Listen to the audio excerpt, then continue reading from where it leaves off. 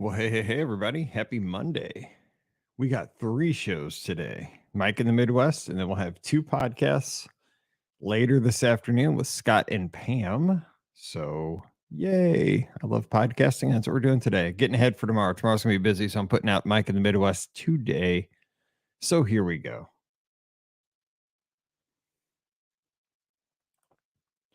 Well, hey, everybody. Welcome to episode number 153 of Mike in the Midwest, a mini podcast for the amazing patrons just like you of the Be Our Guest podcast. Of course, my name is Mike Rallman, host of the Be Our Guest podcast. You can find me at Be Our Guest Mike on Twitter and Instagram. And I really encourage you to follow me because we'll be headed down to Walt Disney World here in less than 2 weeks for the Be Our Guest podcast cruise trip. And also follow Scott at Scott, EPSCOT, and Pam, TMFLT Pam, because we have made it a point to be able to put stuff out there on social media so that those folks that are back home couldn't get off for work, have a lot of stuff going on. I know sports are heavy in the summertime. I get it. If you want to follow along on all the fun we're having, just follow along on the social. You can interact with us. Send us a message over Instagram or Twitter. We'd love to talk to you that way during the trip. Now, just so you know, kind of our itinerary, at least mine, and I know Scott's for the most part, we're both going down on July 1st. So that's a week from this Sunday. So we got about, what is that, 13 days? So we go, oh my gosh, that's making me so nervous.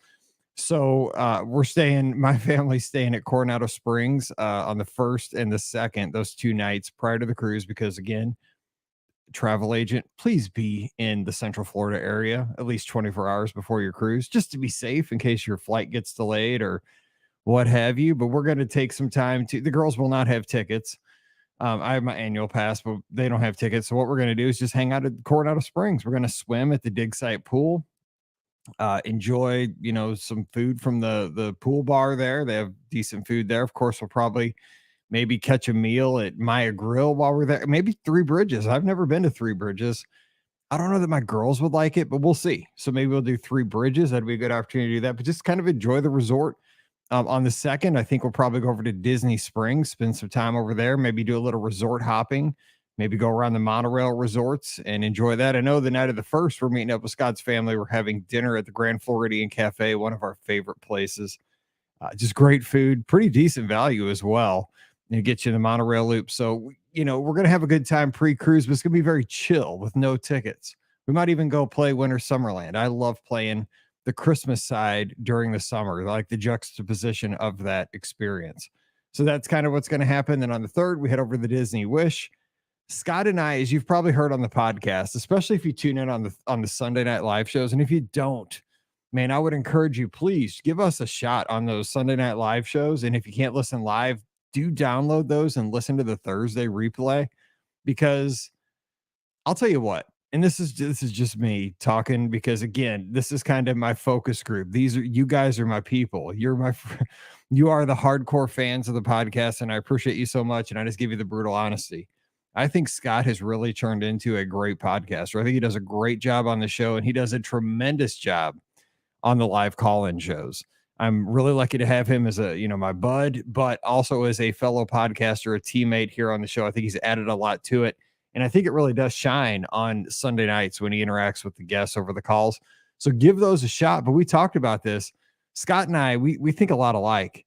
And we've been trying to stay as spoiler free on the Disney Wish as we can. Now, I know so much about it because, of course, as a travel agent, I've been helping guests plan cruises on the Disney Wish here for the past year. So I know a lot of the basics, but I don't know the menus in the restaurants. I know that there's a Frozen restaurant. I know there's a Marvel restaurant. I know that there's 1923. And I know that kind of stuff. I know the names of a lot of places, but I haven't looked at deck plans. One thing I have not done at all is watch videos like vlogs and all that of the Disney Wish. Now, I will say at this point before a cruise, I start to get really crazy. And I'll tell you what, last night I was just dying. It was the end of Father's Day. We were wrapping up Father's Day in our house. And Mallory was on the couch. Pam was in her chair next to me. And I was just like, oh man, I can't wait to go on the cruise camp. Mallory's worse than me. She's like, I cannot wait to go on the Wish. So she's super excited. She's like mini Mike. And so what we decided was we watched vlogs of the Disney Fantasy because we still got excited because these people, like, we just picked a random vlog. We don't know who the people were, but we got to see them leave. They stayed at Universal before their cruise. So we got to see them leave Universal, drive over to Port Canaveral, crest the hill, the excitement they had there. We saw the terminal at Port Canaveral. We saw the boarding process. We saw their first meal. They went to Animator's Palette. We saw their ride on the aqueduct, the stateroom reveal. That's the kind of stuff that got us so amped up last night. And we'll probably do that here over the next, couple of weeks here before we leave. But that's the kind of stuff I do, but I'm not watching any Disney Wish videos because I've seen photos, right when it first released, all that stuff. But over the last year, I've tried to stay as spoiler free as possible because, and Scott and I have talked about this, it's very hard when you get to this point in your Disney fandom to find a Disney experience that is new, that is something that you haven't experienced before. Like, I love going to Walt Disney World. I love going to the Magic Kingdom, all the parks, but I've done the TTA probably 100 times in my life. I still enjoy it, but I don't get that discovery or that aha anymore. I know what's coming every time. I think that's why I enjoyed Disneyland so much last year, was that I had never been there. So I could kind of get lost because I didn't do like an in-depth study of like park maps for either park before I got there. I just went in, but I'd see Peter Pan. Oh, I've done Peter Pan before, but this is a different version of Peter Pan. So it was comfortable, but it was fun. Mr. Toad, oh, it's a dark ride, but man, this is awesome. I do remember doing that a long time ago at the Magic Kingdom. But I mean, things like the subs and things like Indiana Jones, it was just eating a Bengal barbecue. It was amazing to be able to have that new experience. And that's kind of what I'm hoping for in the Disney Wish. And of course, I cannot wait to meet and hang out with our listeners. Like listener Derek and his family called in to the Sunday Night Live show last night, which you can hear again on Thursday. But his family made him a Trader Sam's in his basement. I mean, and it was incredible because he did a video call. So go to youtube.com/Be Our Guest Podcast. You can check that out. It's about 48 minutes because my dad called and he wanted to hear about it last night. So I had to tell him 48 minutes into the video, you can see it's called Trader Sador's. And I mean, it's got the volcano that erupts in the back through the tiki Venetian blinds. And, it's got the sign and it's got the lights. You got to check this out. But that's the kind of thing, like, we're sailing with them. It's so cool to be able to meet new friends. Scott and I met on a podcast cruise 3, and like, we're like brothers now, and friendships are made so quickly on a cruise because it's so laid back, and you do get to spend that time together where you're disconnected from your social media, you're disconnected from your job. That cruises are just amazing. So I cannot wait to see everybody. I'm excited for it, but that's kind of the plan. And post cruise will be over at the Grand Floridian. I got a steal of a deal, and the girls they've really had a year, and I wanted to kind of give them a little splurge. So that is the plan. So follow on social media. We'll put that all out there. I will say Father's Day again, one last time. Happy Father's Day to all the dads out there. We had, I couldn't have asked for anything more on Father's Day. Woke up, did my run, grabbed a shower. By the time I got out of the shower and I was brushing my teeth, I smelled bacon cooking. So that was awesome. So Pam made bacon, eggs, and biscuits and gravy, which is my favorite breakfast. Then I had some gifts on the table or on the couch.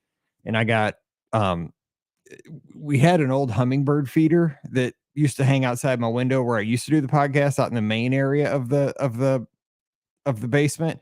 But now that I have my office and studio here, I have a window that I can actually keep open. And so she got me this stake where I can put my hummingbird feeder right outside my window. I know I'm getting old, right? Because I'm excited about that.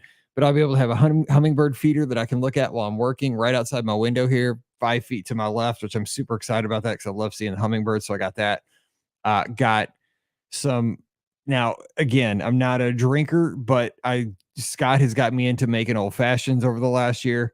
I don't have any of the tools or any of the anything for making drinks. The only thing I have was a shaker to make margaritas, like a shaker cup thing. And so Pam got me like a little kit for making old fashions. It's got like a strainer. It's got a muddler. It's got a little jigger. Is that the thing that measures out how much alcohol you put? It's got like all the little pieces that you need. So I got a little bar set. My first bar set at almost 50 years old. So I got that.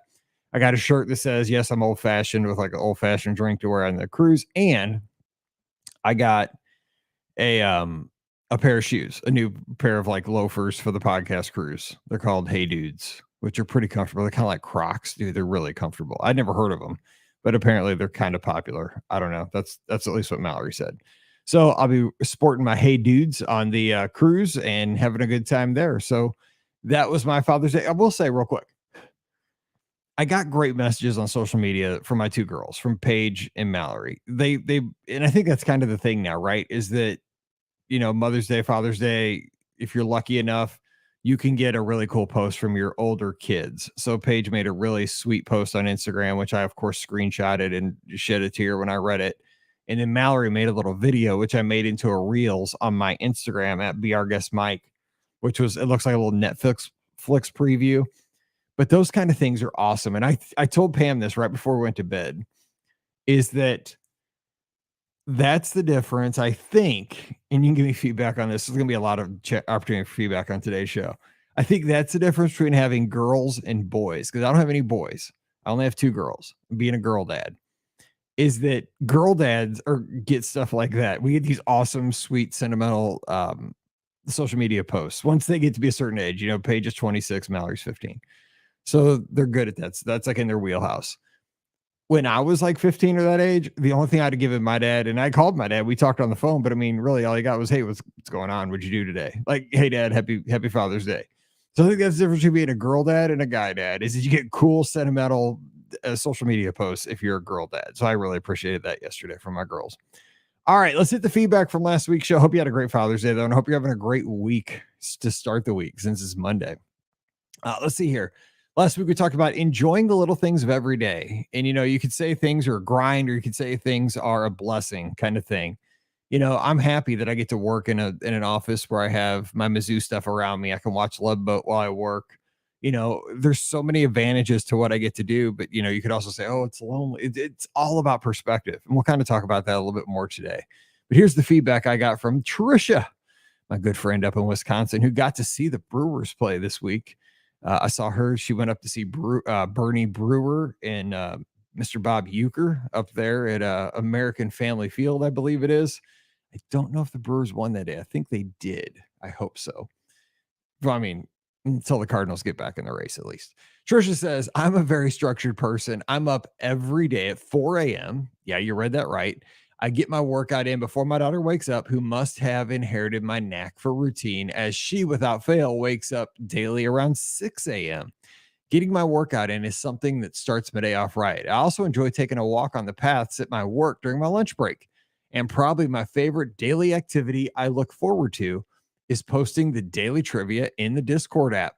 My dream is to meet folks in Disney World that post responses. Yes, and Trisha does that. She plays, because we have that Discord. It's right here in the Patreons, patreon.com/BRGuestPodcast. There's a link to the private Discord for the patrons only, but check it out. And also, if you want to go to the one, we have a Discord for our larger podcast audience, which I'm terrible with that because I'm still trying to keep up with everything else. But just go to BRGuestPodcast.com and there's a link to all the Discord servers for everybody. Trisha, we get along well because I'm super structured. I mean, to the minute. I'm a little OCD on my structure, and when I get out, like when we go on vacation and stuff, I get thrown off when I don't have things at the same time. I mean, I'm fine, but I prefer structure, definitely. Dennis, my buddy down in Texas, says, ever since the pandemic, I have needed to go to the office less and less. However, most days that means I'm the only one in the house other than our dogs. There are times that the routine and sameness of each day grinds on me. However, the blessing is that on these days without a commute, I get 2 hours back. I use that time to make plans for my next vacation, or I look up a new recipe to try on the grill and go shop for the best ingredients. Sometimes that means I get to go for a longer run than I would otherwise. Other times it means I could take an afternoon nap. So you could say that I'm grateful for the options I have on a daily basis. Okay, naps, I'm a fan of, and I get up super early and do a lot of miles on the treadmill. So I do take usually a 30-minute nap in the afternoon if I can squeeze one. Not every day. When it's super busy, I don't, but I try to, kind of, because I only get like 6 hours of sleep, 5.5. So I try to catch like a little bit extra during the afternoon if I can when I'm home by myself. You mentioned being home by yourself, Dennis, and that is a real shocker for somebody that comes out of the, like a world where you're in an office and then all of a sudden you're home alone, because it was for me. I mean, because think about it, when you're the teacher, and I taught on a team with for the most part, like big, like I never had my class like isolated. My class, when I taught sixth grade, we were always doing stuff with Pam's class because she was next door. So it was always Miss Bullington and Mr. Rahman's classes playing kickball against each other or doing a big math contest against each other, doing a science project together, celebrating a holiday together. We were always, that was kind of the joke in the school. When you got one of us, you got both of us because our classes were always doing projects together because we thought with 50 kids and two teachers, we could have more success than 25 kids and one teacher. This is how we did things. So, of course, like when I was a teacher, like you're constantly surrounded by kids, like all the time, asking you questions, asking you to do something. And you have to be the person in the front of the class, providing instruction, providing discipline, all that stuff. And then, I did that at the gifted center and I took a lot of roles there where, I was it's called the tick. I was the teacher in charge when the principal was out. So they have the one, if something happened, they come get me, even though I was still just in my classroom. I did stuff like that. And so, you're always constantly like with people, like in kids, but kids are people, but adults too. So you're constantly interacting with people. And then I became a travel agent. Boom, you're in your house by yourself. I will say, now this is selfish, but having Riley here, the dog, which we have not had here for the past 2 weeks, Paige took her back to Chicago because it was kind of their off season. It was their dead weeks for recruiting and stuff like that. So Paige took up to Chicago, and man, this house is dead without Riley. Like we miss her. We didn't realize how much having a dog in the house really brings the house to life. I know Michelle's smiling right along with me down in South Florida, but Riley is my buddy. And like I have her little bed here next to my desk with her pillow that says favorite family member. And she lays here and just looks out the window while I work usually.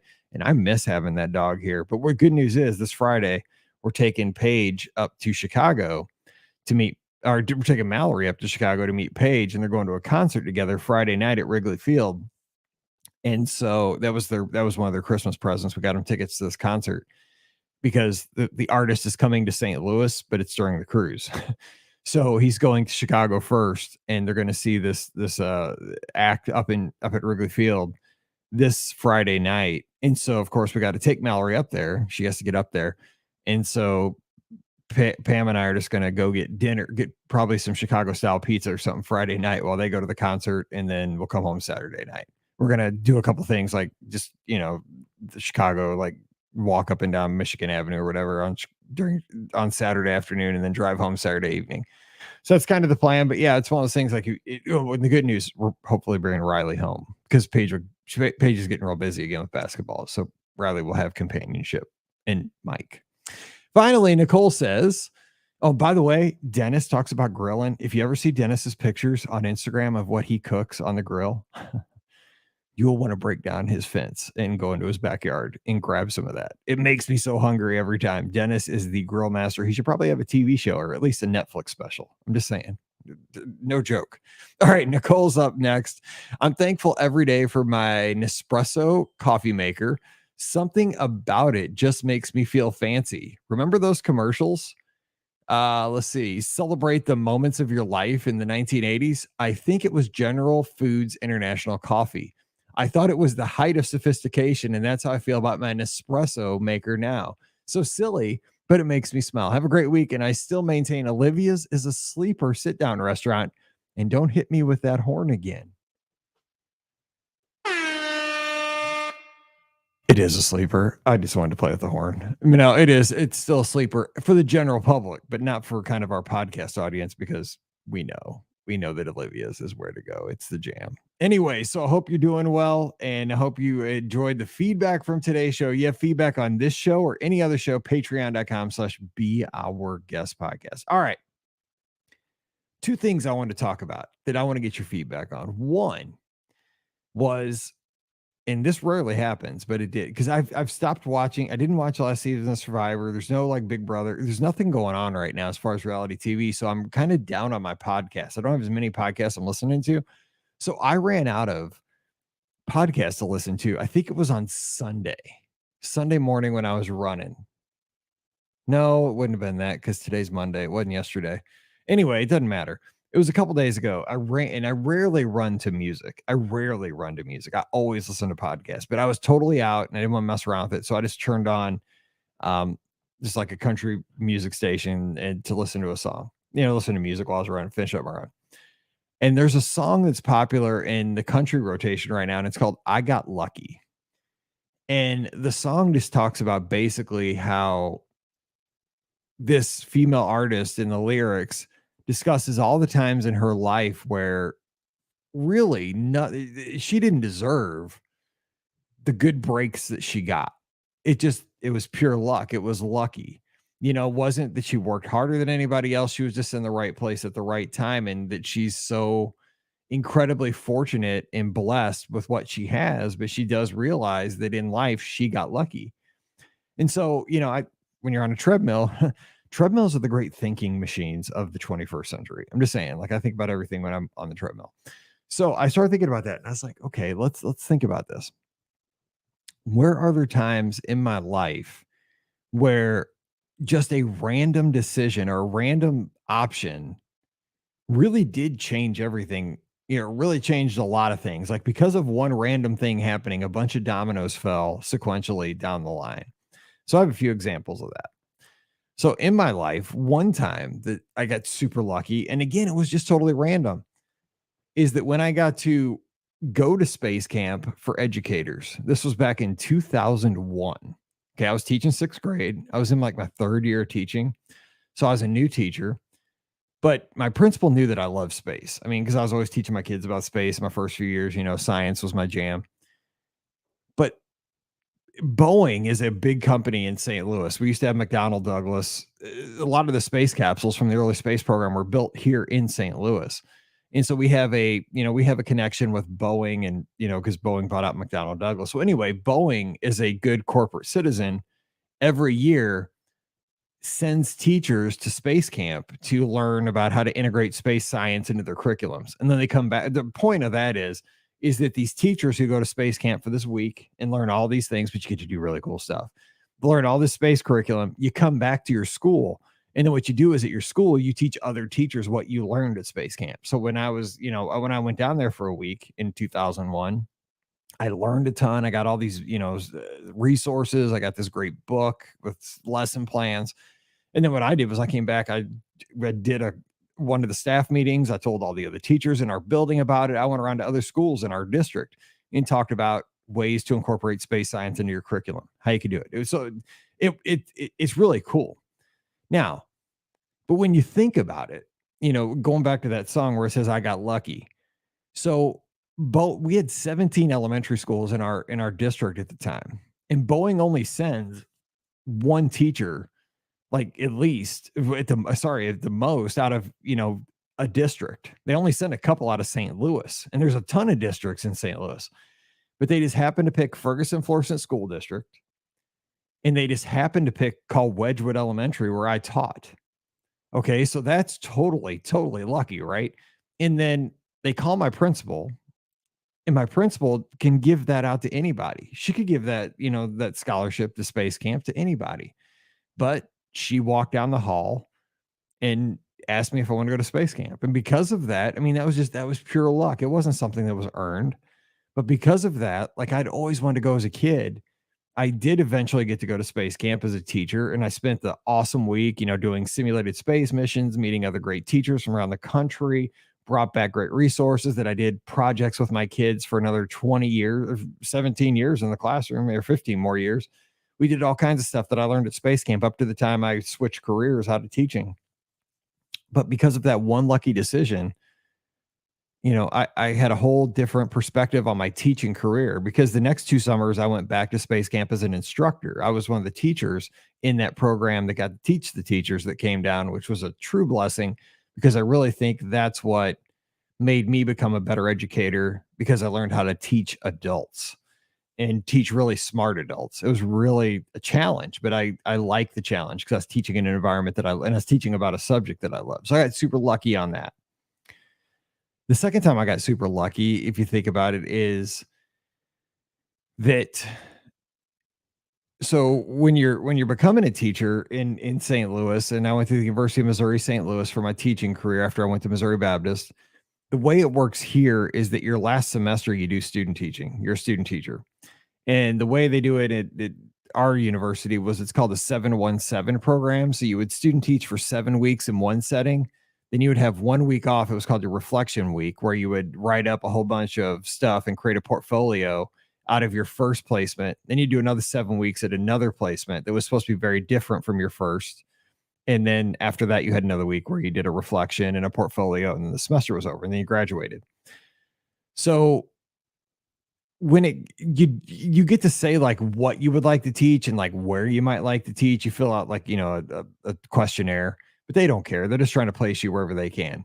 I really wanted to teach where I graduated high school. I think like most people probably, I want to teach in the Hazelwood School District. I graduated from Hazelwood Central, but my first placement was at Ferguson Florissant, which I was not really happy about because as a small child, my family had pulled me from that school district because we had some bad experiences in kindergarten and first grade, put me in private school. But it was the neighboring school district as to Hazelwood. It was the next door one, and it was kind of close to where I live.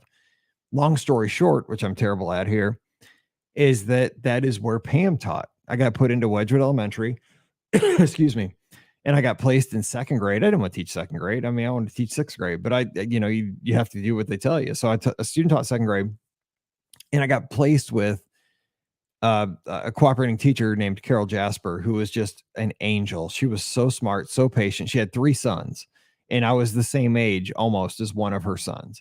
And so she really took me under her wing. She took the time to mentor me, to give me everything I needed. She's always given me resources. She would take me to the teacher store to buy, all the stuff you got to get as a teacher, all the bulletin board edges and all the chart paper and all the stuff that as a 23-year-old dude, I didn't care about, but I had to have to survive. Like, she's like, you got to get this stuff. Like, this is how she gave me this book by Dr. Harry Wong called The First Days of School. It's very much about setting up a plan for success, but it all happens in the first few days of school. That's going to determine the entire year for your class, how it goes.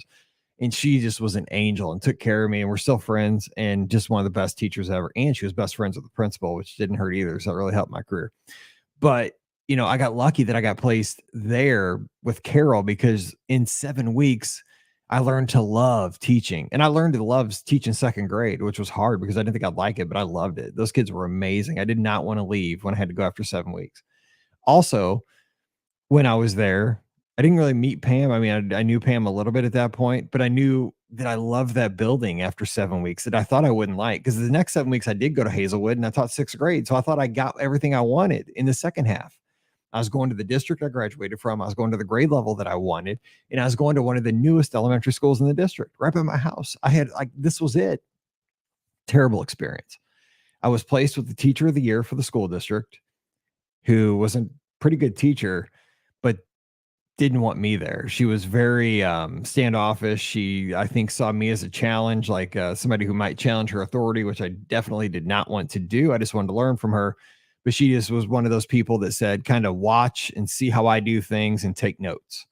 Carol never did that. Carol Jasper, in my second grade placement at the beginning, she's like, get in there, get your hands dirty. This is your class too. We're doing this as a team. Everything was a team. And God, I learned so much about how to mentor people and how to trust, a co-teacher. It was amazing. But it's like, I didn't think I would want that, but I did. So I got lucky in the placement I didn't want at Wedgwood Elementary, because eventually at the end of that year, they had a ton of openings. A lot of teachers happened to get pregnant that year because they had a huge staff. They had a staff of about 85 total. And this one of the sixth grade teachers, actually Pam's best friend at the time, who taught next door, got pregnant. And so I applied for that position and got it. And, the rest is history. So think about it. If I wouldn't have gotten that placement at Wedgwood Elementary when it came time to student teach, which I didn't ask for, and I was a little bit, you know, mad about when I found out, oh man, I got to teach 7 weeks at Wedgwood. Going into that, my mindset was terrible. It was like, just get through that 7 weeks. It'll be fine. And then you get to teach in Hazelwood and you get to teach sixth grade and it'll be awesome. And that's where you'll be the rest of your career. Couldn't have turned out differently. I fell in love with the school. I fell in love with The staff, I found my wife there eventually. I mean, it was one of those things where I got so lucky because of something that I had nothing to do with. I had nothing to do with it. It was just luck of the draw. And then finally, what I want to talk about is you finding our podcast. I get to do this podcast and I've been doing it since 2008 and I love podcasting, but how lucky am I that you found our show? I mean, I don't know what ever got you to listen to the very first Be Our Guest podcast, where you found it on social media or you saw the logo or somebody told you. I don't know how that happened for you, but I'm so thankful. And it was so lucky because that's pure luck. It's not nothing Mike Rallman did.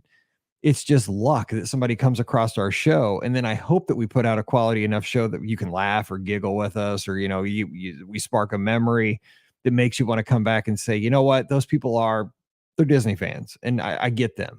They're kind of like me. And I like to kind of have them in my ears and hang out with them virtually for a little bit. So those are three things where I've gotten extremely lucky. Nothing I've done don't deserve it. The song talks about not deserving. I don't deserve any of those breaks. I just got them. And it's really changed the outlook on my life. So where have you gotten lucky that a bunch of dominoes have fallen later on in life because of that? So I want to hear that. Patreon.com/BeOurGuestPodcast. One last thing. I know this is going super long. I just had to bring this to you guys because, again, this is a St. Louis thing, but I want to get your perspective on this. So in St. Louis, we have the St. Louis Cardinals, and they are a religion. People love our baseball team. I mean, kids are born in Cardinal onesies, out of the hospital here in St. Louis, and you have a Cardinal hat on your head ever since. I'm a pure example of that. So is my dad.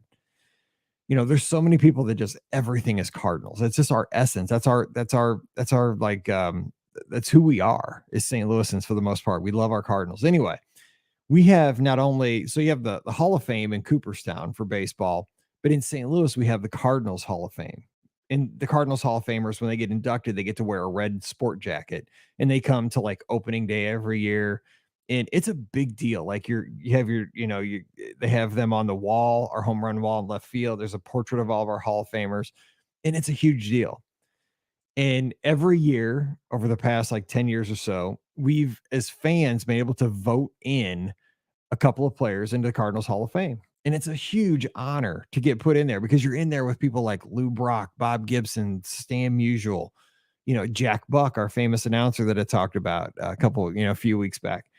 It's one of those things that if you're in the Cardinals Hall of Fame, you are St. Louis royalty. You are St. Louis royalty. Anyway, we had our voting as fans this year, and the number one vote getter who was getting into the Hall of Fame. Well, we had Jose Oquendo, which was our third base coach and a very good utility guy. He got voted in. But David Freese, who's a St. Louis kid, he grew up in St. Louis, went to high school about 10 minutes here from the studio, Lafayette High School. A shout out to Dennis. I think Dennis went to Lafayette, by the way. And he was the number one vote getter. So he was going into the Cardinals Hall of Fame. He's going to be royalty, right? He's going to be into the Cardinals. I mean, he's in there with Gibson and Musial and Whitey Herzog and Ozzie Smith, Bruce Sutter, Scott Rowland, all these legends, Enos Slaughter. I mean, people that are just mythical, that like the thing is about when you're Cardinals Hall of Famer, these are the people my dad talked about. And these are the people my grandpa talked about. Like it's just legendary. It's Field of Dreams stuff. So he gets the most votes, and they vote in the spring, and then the ceremony usually happens in late summer, and they have it at the ballpark. Well, it comes out yesterday that David Freese has turned down the honor of going into the St. Louis Cardinals Hall of Fame, which has just sent shockwaves across St. Louis. Like, how dare you get voted in by the fans, get the most votes, and turn down a red jacket, to be a St. Louis legend, to be royalty, to be on the field, one of the few, because most of these people at this point have passed away. Like we don't have a lot of living Cardinal Hall of Famers at this point. Like at opening day, we have some, Ozzie Smith and Scott Rowland just got his jacket, and, Jim Edmonds. We have some, but I mean, a lot of the, Bob Gibson's passed away, Lou Brock's passed away. Jack, but there's a lot of them are gone. So it's just like they're legendary, like Babe Ruth type heroes here in St. Louis. And to turn that down, we were just like, what is going on? We're having a terrible year. And that was just like, I can't believe what else is happening this year to the Cardinals. So I've reflected on this over the past 24 hours, and he put out a statement, and you can read it online. It's David Freese, Freese. And here's what he said. So David Freese had pretty much a very average career. He wasn't like an outstanding player for most of his career. However, he had 2 amazing hits that won us the World Series in 2011. He had a triple when we were down to our last strike. We were going to lose to the Texas Rangers. The right fielder misplayed it a little bit, so that helped. But he had a triple that got us back into the game, and he had a home run the next night. And now that part of the ballpark where the home run landed is called Freeze Landing. So he had 2 amazing moments that gave us a world championship, and that people still say in St. Louis, the best baseball game they've ever seen in their lives, like the freeze moments. People talk about that, and the Blues winning the Stanley Cup. That's how legendary these moments are. But what Freeze said in his statement was that he did not want to dishonor the folks that are in the St. Louis Cardinals Hall of Fame by going in, because while he does admit that he had 2 big moments in the Cardinals history, and he does, we'll see you tomorrow night, Joe Buck said on the call when he hit that home run, because we got the game 7. But it's one of those things. He says all the other Cardinal Hall of Famers had outstanding careers. They played for years as the best in the sport. They were amazing. Like they just, their careers were so untouchable. And he said, I was just an average baseball player, except for 2 moments.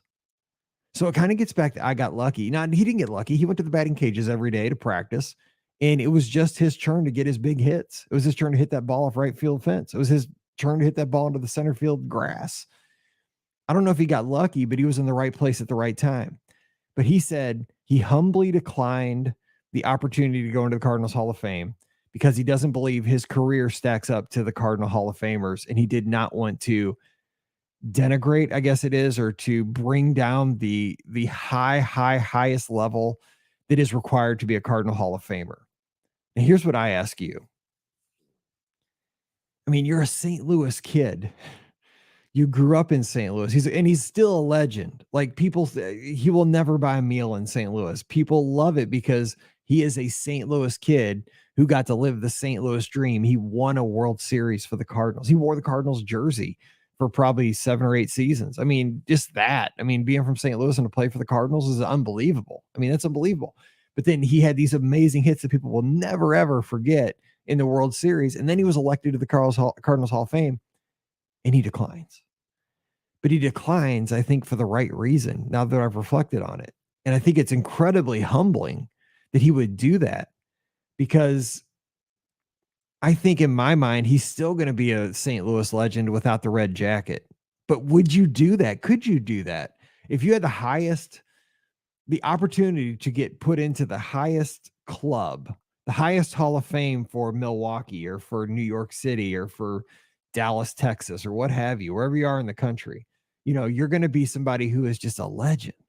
You're going to get that jacket. You're going to get all those accolades. You're going to be on the field. You're going to get all that, you're going to have your portrait on the home run wall from here to eternity. Could you turn that down? But I think he did it for the right reason. His career does not stack up as a whole to any of the Cardinal Hall of Famers, but he did have 2 amazing moments. I just think, wow. I don't know. I don't think I could have done it.